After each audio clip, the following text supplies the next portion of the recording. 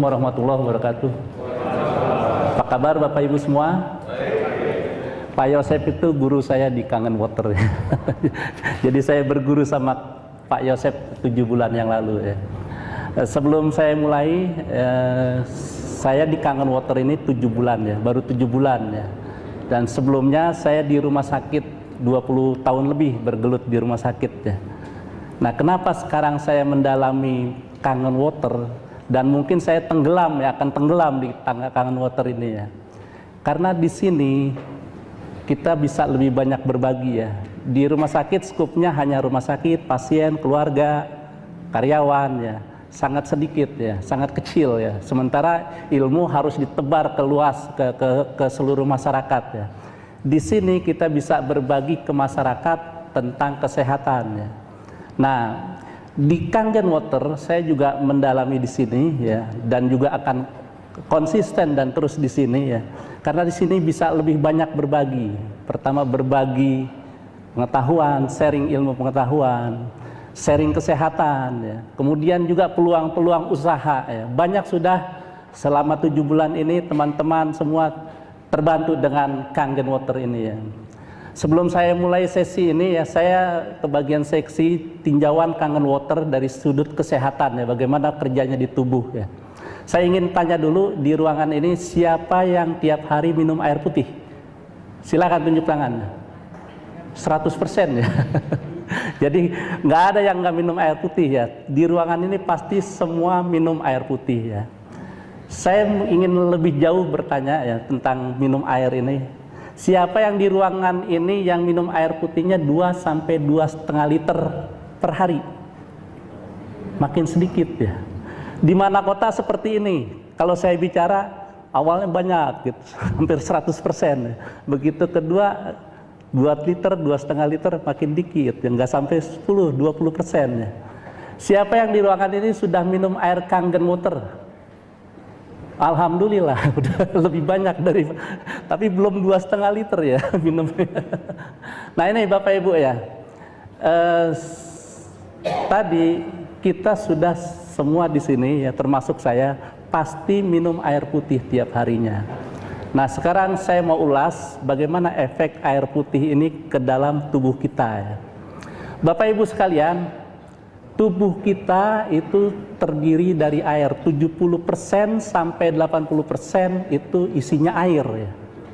Jadi bukan daging, air di tubuh kita. Di otot ada 80% lebih, di darah apalagi ya. Di otak, di ginjal, di tulang yang keras gitu isinya air, 22% di tulangnya. Nah air di tubuh kita tiap hari berganti Bapak Ibu ya. Air yang 3 hari, 2 hari udah nggak ada ya di tubuh kita. Berganti tiap hari keluar dan masuk. Air keluar melalui apa? Kita buang air kecil, buang air besar, keringat, penguapan, keluar air di tubuh kita ya. Nah, ketika keluar maka berkurang air di tubuh kita. Tanda awal kita kekurangan air apa Bapak Ibu? Tanda paling awal ya. Haus. Wah ini pintar semua ya. Jadi itu sinyal dari Tuhan kalau kita di tubuh kita kurang air, haus. Ketika haus kita minum. Nah ini yang jadi masalah. Ketika haus kita minum. Kita minum tujuannya menghilangkan haus ya. Padahal harusnya yang benar mengembalikan air ke tubuh kita. Tapi enggak, kita minum menghilangkan haus. Apapun yang ada di sekeliling kita, kita minum kalau kita haus ya. Ada yang merah-merah, ada esnya gitu segar-segar, kita minum, haus hilang. Memang haus hilang ya. Ada yang coklat-coklat, ada berbusa-busa segar, kita minum ya. Itu kita, termasuk saya dulu ya. Jadi apa yang kita minum hanya sekedar menghilangkan haus. Padahal apa yang kita minum itu masuk ke dalam tubuh kita akan mempengaruhi kesehatan. Setuju nggak? Mau bukti? Kalau tiap kali kita haus, nggak ada minuman lain, ada minuman beralkohol kita minum. Walaupun kadarnya 5-10% kita minum. Mabuk nggak? Mabuk ya. Anak muda sekarang oplosan diminum ya, langsung mati ya. Yang paling ringan ya, tiap kali haus kita minum soda, tiap kali haus minum soda, hilang, segar ya. Setahun kemudian penyakit berdatangan. Ini apa yang kita minum akan sangat mempengaruhi kesehatan. Nah kalau gitu apa yang harus kita minum dok kalau kita haus? Pasti pertanyaannya begitu. Dari saya kecil, bapak-bapak, ibu kecil ya, sampai sekarang, secara medis air yang baik itu air putih yang harus kita minum, bukan air coklat, air merah, air kuning, air putih ya. Air putih yang harus kita minum. Nah yang jadi masalah lagi ya,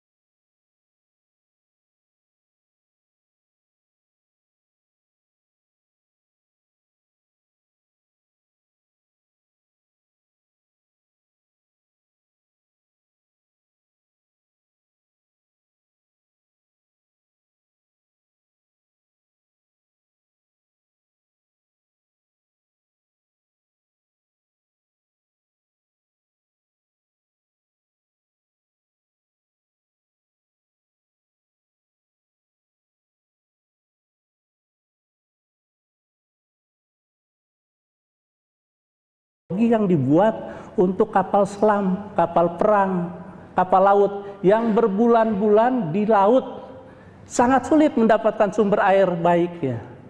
Adanya air laut yang begitu tinggi kadar mineralnya dan asin. Teknologi yang paling mudah ya dihilangkan semua mineral yang ada di air laut itu, disaring, dibuat saringan yang sangat kecil sehingga semua mineral nggak masuk. Jadilah air yang tanpa mineral diminum oleh pelaut.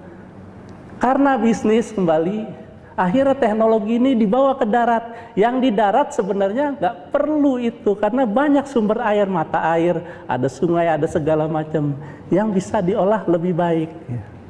Ada lagi sekarang air yang mengandung oksigen, mahal lagi, udah nggak begitu bagus, mahal ya. Saya dari sudut kesehatan ya, tinjau dari sudut kesehatannya. Air yang mengandung oksigen. Iming-iming iklan, kalau tubuh kita kaya oksigen, maka metabolisme akan meningkat, sehingga energi kita akan meningkat. Itu iming-imingnya, betul itu. Oksigen tinggi, maka metabolisme kita meningkat, kita lebih fresh ya. Tapi kita tahu kelarutan oksigen di dalam air sangat kecil. Kalau bapak ibu mau dapat oksigen yang baik, hirup napas dalam-dalam, aerobik, itu lebih membawa masuk oksigen melalui paru. Ya, lagi-lagi ada lagi yang air mengandung elektrolit. Elektrolit. Nah, elektrolit digunakan kalau kita diare terus ya bolehlah oralit ataupun air yang mengandung elektrolit karena begitu banyak elektrolit yang keluar ya. Nah, tapi kalau sehari-hari minum elektrolit bukan nggak ada bahayanya Bapak Ibu ya. Kadar mineral yang terlalu tinggi masuk ke dalam tubuh itu akan mengendap di mana tubuh, bisa jadi batu ginjal, bisa batu empedu, bisa menyumbat pembuluh darah. Itu akibat mineral yang terlalu tinggi. Nah, kalau gitu air apa yang baik? Air mineral. Air mineral yang baik, air putih mineral. Air putih mineral dalam kadar-kadar tertentu seperti aqua. Tadi layak minum ya, hijau deh, pH-nya juga nggak asam. Ada segala macam. Air mineral. Kenapa air mineral? Karena selain air yang keluar dari tubuh kita, ada mineral yang keluar bersama keringat, urin, segala macam. Mineral keluar harus digantikan. Kalau nggak digantikan, nanti kita kekurangan mineral. Udah kurang makan buah, makan sayur, minum airnya yang tanpa mineral, ya siap-siap pengeroposan tulang segala macam ya. Ini mudah-mudahan bisa dipahami ya. Jadi air yang terbaik itu air mineral. Tapi air mineral ini hanya air sehat ya. Dia tidak menyehatkan. Nah, ini saya buat istilah air sehat. Berarti air yang layak minum. Kalau kita minum tiap hari nggak akan menimbulkan penyakit. Tapi kalau kita sudah sakit atau mau sakit, nggak akan sembuh dengan air mineral ini. Kalau kita menderita diabetes, kanker, atau stroke, atau jantung, koroner ya, kita minum aqua tiap hari, harapannya sembuh. Nggak akan sembuh Bapak Ibu ya. Jadi air mineral hanya sebatas mengembalikan cairan tubuh dan juga mineral tubuh. Tidak bisa menyembuhkan penyakit yang sudah ada. Ini satu hal. Bapak Ibu sekalian ya, tadi sudah ditayangkan juga ya. Di dunia ini ada yang namanya air ajaib. Miracle water. Nah, kenapa dibilang ajaib? Karena diyakini dia bisa membantu proses penyembuhan penyakit. Bisa membuat kita awet muda. Ini air ajaib. Orang memburu air-air ini di penjuru dunia, diambil ya. Di Prancis ada Lourdes, di Meksiko ada Tlacote, di Jerman juga ada, di New Delhi juga, di Mekah ada Jam-Jam. Nah, Jam-Jam tiap yang umroh atau haji memburu air itu. Diburu. Orang yang haji atau umroh aktivitasnya tinggi, dia seger terus karena minum air ini. Fresh, pulang mukanya seger karena minum air ini. Nah, ternyata air ini selain tadi sehat, dia menyehatkan. Dia membantu proses penyembuhan penyakit.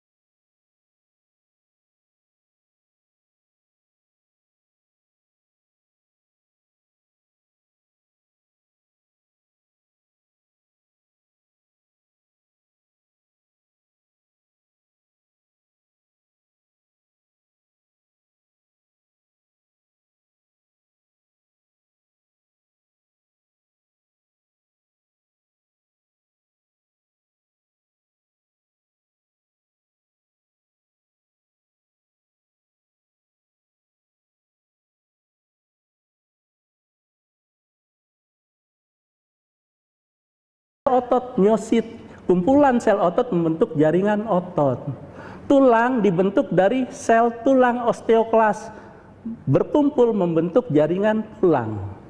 Ya, jaringan ikat sel epitel membentuk jaringan ikat, bersatu membentuk sistem alat gerak. Ada sistem peredaran darah, jantung dan pembuluh darah nadi, pembuluh darah balik, itu juga sel-sel semua. Sistem saraf, sistem pencernaan, sistem reproduksi, itu semua dibangun dari sel-sel Bapak Ibu ya. Ketika air ini bekerja di tingkat sel, maka apa yang nggak bisa diselesaikan dengan air ini? Saya nggak heran kalau ada yang stroke tiba-tiba 1-2 bulan berjalan lagi, nggak heran. Karena saya tahu prosesnya seperti apa. Yang kanker terbantu, yang batu ginjal hancur batunya. Banyak pasien karena bekerja di tingkat sel. Dan sel ada di seluruh tubuh kita yang membangun tubuh kita Bapak Ibu. Nah nanti saya akan ulas satu persatu ya karakteristik yang 3 hal ini ya. Yang pertama alkalais, yang kedua antioksidan, dan yang ketiga mikrokluster. Biar Bapak Ibu pulang dari ruangan ini ada bekal ya. Jadi ketika orang membicarakan tentang kangen water, oh yang dokter Arbain bilang ini, sampai detailnya Bapak Ibu ya, dari ujung sampai ujungnya. Saya bahas satu lah. Alkalais, ya, alkalais. Berarti dulu kita pelajaran SMA ada pH netral 7, di bawah 7 itu asam, di atas 7 itu basa. Kenapa alkalais ini sangat baik untuk kesehatan? Bapak Ibu sekalian, apa yang kita makan sehari-hari, mulai dari nasi, ikan, daging, siput, roti, segala macam semua itu, ketika masuk ke dalam tubuh kita akan menjadi asam Bapak Ibu ya. Akan menjadi asam. Yang basah mana dok? Yang basah itu sayur dan buah. Brokoli sangat basah itu, lemon sangat basah, pepaya, alpukat, jus alpukat kesukaan saya ya, itu basah juga ya. Nah, sangat sedikit yang basah. Jadi dari sayur dan buah. Tapi sebagian besar yang kita makan ini asam ke tubuh kita. Nah, penyumbang asam terbesar lagi aktivitas kita. Aktivitas kita. Stres, langsung tubuh kita asam. Kecapean, langsung asam tubuh kita. Kalau orang capek keringatnya bau apa? Asam ya. Nah, itu biar gampang aja nyontohinnya gitu. Kalau orang stres juga mukanya asam juga ya. Ya, ini biar kelihatan asam, memang asam itu di situ ya. Nah, stres, kemudian terlalu capek, kurang istirahat, polusi, itu semua menimbulkan asam di tubuh kita. Nah, kabar buruknya Bapak Ibu, kabar buruknya asam ini cikal bakal segala macam bentuk penyakit. Penyakit apapun mulanya dari keasaman, tubuh terlalu tinggi, kurang oksigen sehingga jaringan mulai rusak. Kanker sendiri terjadi karena tubuh terlalu asam, kekurangan oksigen, sel normal kita bermutasi jadi sel kanker yang hidupnya di suasana asam.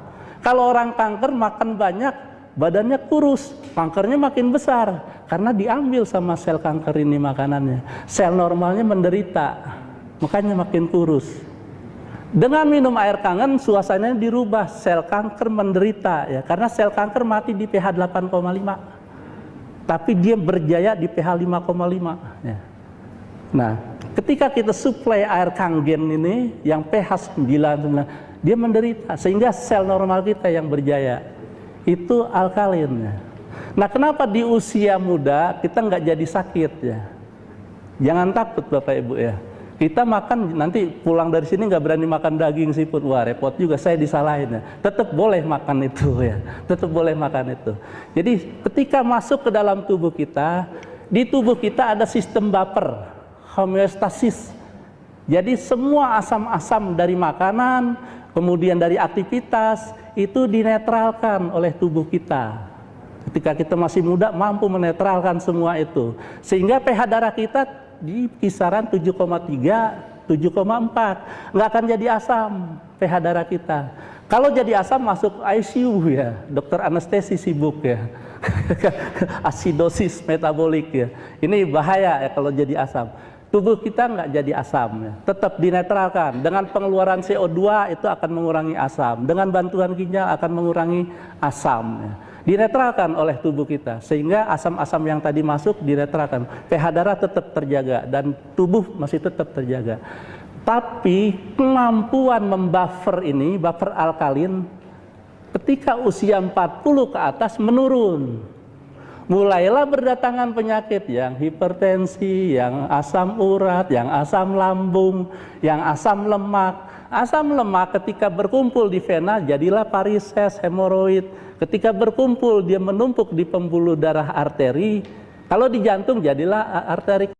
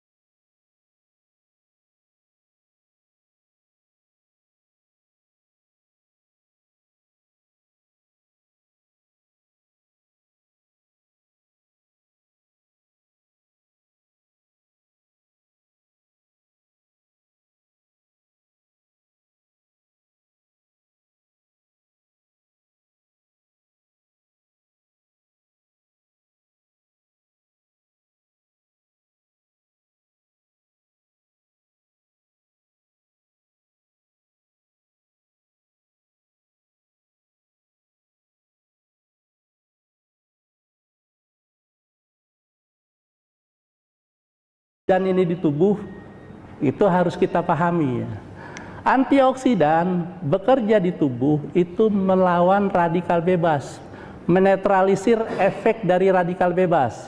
Nah, berarti kita harus tahu radikal bebas itu apa. Yang kita tahu radikal bebas itu asap rokok, asap pabrik, gitu ya. Bahan kimia segala macam itu radikal bebas. Ya, tapi definisinya apa? Kita harus tahu sampai ke sana.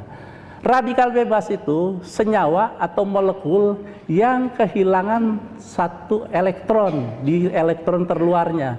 Kita tahu di sistem molekul itu ada inti atom, ada neutron, proton, elektron. Di bagian luar elektronnya selalu berpasangan. Nah, ketika elektron yang berpasangan ini hilang satu, jadi radikal bebas, dia nggak stabil ya. Kalau kehilangan pasangan nggak stabil ya. Biar udah tua juga kalau kehilangan pasangan pasti stabil. Cari pasangan lain gitu ya. Radikal bebas juga gitu. Ketika dia kehilangan satu elektron dan dia nggak stabil, dia mencari pasangan. Nah, bahayanya pasangannya itu ada di sel kita. Ketika masuk ke dalam sel tubuh kita, entah di kulit, entah di dalam tubuh ya, dia ngambil elektron di sel tubuh kita.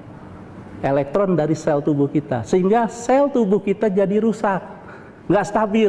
Dia diambil nggak stabil, ngambil lagi elektron di sel sebelahnya. Kena pipi, kena kulit. Radikal bebas itu ngambil elektron di sel kulit kita. Nah, sel kulit yang diambil elektronnya, radikal bebas jadi stabil karena dia udah dapat pasangan. Sel kulit yang diambil elektronnya nggak stabil. Semua orang atau semua sel ketika diambil pasangan yang nggak stabil, ngambil di tetangganya. Kalau kita nggak boleh ya, pasangan kita hilang, ngambil pasangan tetangga nggak boleh ya. Jadi ngambil di sel tetangganya, ngambil sel tetangganya, yang tetangganya diambil nggak stabil lagi, terus terjadi reaksi berantai sehingga membuat kerusakan jaringan. Nah, celakanya dia ngambil di dinding sel. di dinding sel kita itu ada elektron terluar, diambil radikal sehingga sel kita rusak. Nah, dia ngambil elektron juga di DNA kita. Tadi radikal bebas kanker. Nah, ini dia ngambil di DNA kita. Di DNA ini faktor keturunannya. Ketika elektron diambil, DNA-nya berubah, sel bermutasi. Mutasi bukan jadi sel normal lagi, tapi sel ganas yang hidupnya di suasana yang asam. Beda ya dengan sel normal hidup di suasana basah. Ini proses radikal bebas seperti itu. Contoh yang real ya, tadi rokok ya, kulit jadi hitam ketika terjadi kerusakan, lama-lama keriput ya, proses pembusukan, penuaan. Nah, kalau radikal bebas itu masuk bahan kimia atau apa ke lensa mata kita, dia ngambil elektron di sel mata kita, lensa kita ya. Sel yang diambil elektron yang nggak stabil, ngambil ke tetangga, lama-lama lensa kita jadi keruh. Itu karena radikal bebas. Nah, kerja antioksidan seperti apa? Antioksidan bermuatan negatif, kelebihan elektron. Nah, ketika radikal bebas masuk ke kulit atau masuk ke dalam tubuh, ke jaringan, ke mata, ya, dia akan memberikan elektron ke radikal bebas ini. Diam loh, udah tenang gitu, jangan ganggu ini. Akhirnya sel kita terlindungi, ya, kayak satpam antioksidan itu. Jadi dijaga. Kalau sel kita terlindungi, maka proses penuaan tercegah, ya, nggak jadi proses pembusukan dan penuaan. Karena itu yang minum antioksidan dalam bentuk apapun awet muda karena selnya dijaga. Mudah-mudahan ketangkep ya bagaimana peran antioksidan terhadap radikal bebas ya. Yang ketiga, mikrokluster. Mikrokluster itu tadi molekulnya kecil ya. Jadi kumpulan molekulnya 4 sampai 6. Dia masuk ke dalam sel, kemudian membawa antioksidan dan alkalin, asam-asam hasil metabolisme yang berupa racun dinetralkan oleh alkalin. Kemudian radikal bebas karena penyakit atau hasil metabolis dinetralkan oleh antioksidan. Kemudian ditarik keluar, dibuang melalui tadi di awal keringat, urin, buang air besar. Itu racun semua yang dikeluarkan melalui air yang kita minum. Kalau air yang kita minum bukan air yang sehat, bahkan tadi bisa racun yang kita minum, Pak Yosef tadi quote-nya, bagaimana dia bisa membersihkan tubuh kita? Jadi kalau kita minum, kemudian keluar lagi melalui buang air besar, buang air kecil, keringat, itu kita di steam tiap hari. Bayangkan Bapak Ibu setiap hari, pagi hari minum 2 gelas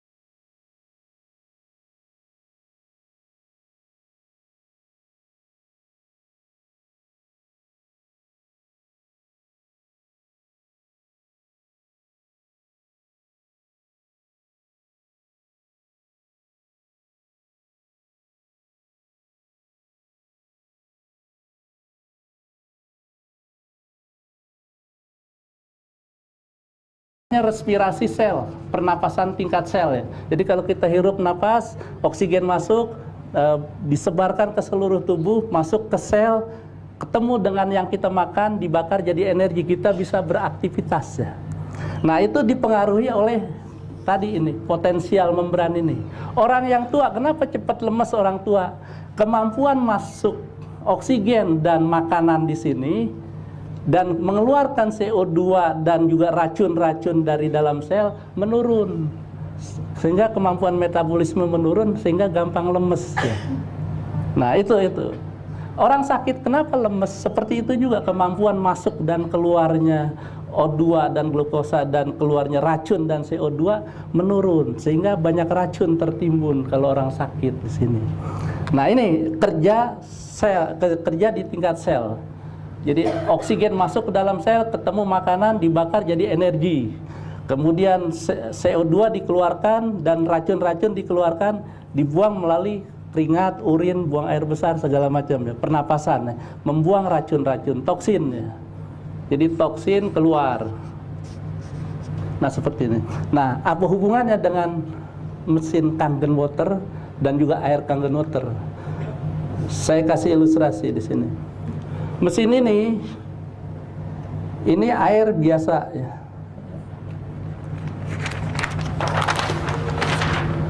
Ini air biasa H2O, molekulnya besar-besar ya.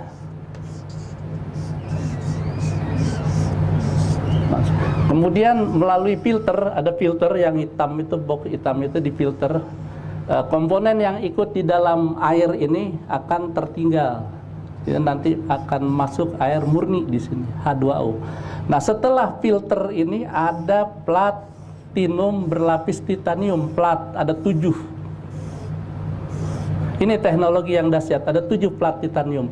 Dialiri listrik sebesar 230 milivolt ya, bukan milivolt, 230. Nah, luas permukaan ini sangat luas, Bapak Ibu. Dilalui dan dialirkan listrik 230 watt.